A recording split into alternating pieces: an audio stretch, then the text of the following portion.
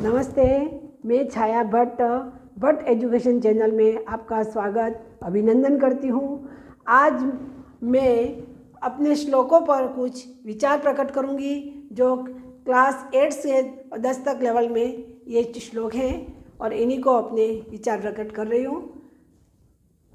मैंने पहले ही बोला है, छंद और अलंकार की भाषा में ही श्लोकों का उच्चारण किया जाता है। न चोरहार्यं न च राजहार्यं न त भ्रातभाज्यं न च भारिकारी। फिर से, न चोरहार्यं न च राजहार्यं न भ्रातभाज्यं न च भारिकारी। व्ययकृते वर्धत एव नित्यं विद्याधनं सर्वधनं प्रदानम। छंद और अलंकार की भाषा में बोलने का लय एक ऐसा है कि वो एक रस भरा है, वो इसमें रस है। तो ये न फिर से एक बार वापस दोहराऊंगी इसी को, किस तरह से लयबद्ध बोलना।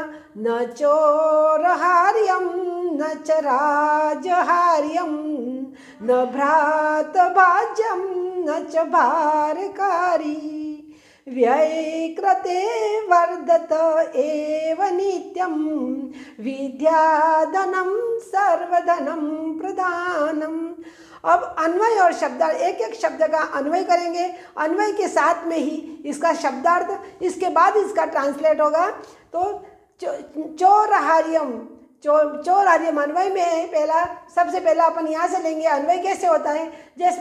जय अन्वय का मतलब है जो पहला शब्द क्या लिया जाएगा, फर्स्ट, सेकंड, थर्ड, फोर्थ, क्रम से जमाना। अन्वय का मतलब है क्रम से विधिवत आना, अर्थ अनुवाद लेना। वो होता है अनुवाद, हिंदी भावार्थ में जो लेते हैं, क्रम से इस श्लोकों का पूरा जमाना। तो जैसे चोरहार्यम यानी चोरों द्वारा चुराया जाना, राजहार्यम यानी राजा द्वारा छीनना, भ्रातभाज्यम यानी भाई द्वारा बांटना, और भारकारी यानी वजन बढ़ाने वाली, ये वजन बढ़ाने वाली।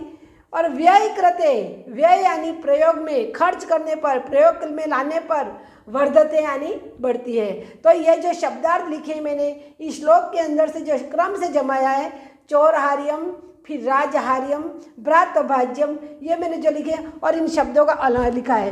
अब ये कहा जाता है कि इसमें वह विद्या जो चोरों द्वारा, वह विद्या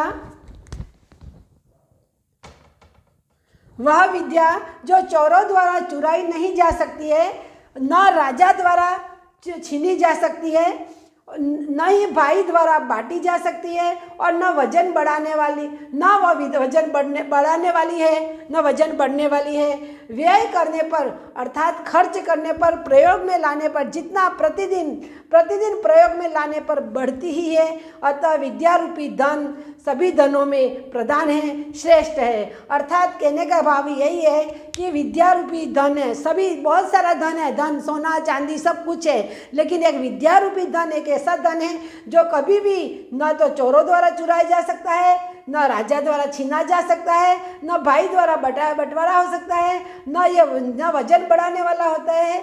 व्यय करते अर्थात जितना इसका व्यय प्रतिदिन हमेशा जितना व्यय करेंगे, प्रयोग में लेंगे, खर्च करेंगे, जितना लाने पर इतना बढ़ता ही है। अतः विद्या रूपी धन सभी धनों में प्रधान माना गया है, श्रेष्ठ माना गया है। अर्थात मेरे कहने का अर्थ है कि सभी धनों में सबसे मुख्य धन, प्रधान, श्रेष्ठ धन एक विद्या ही है।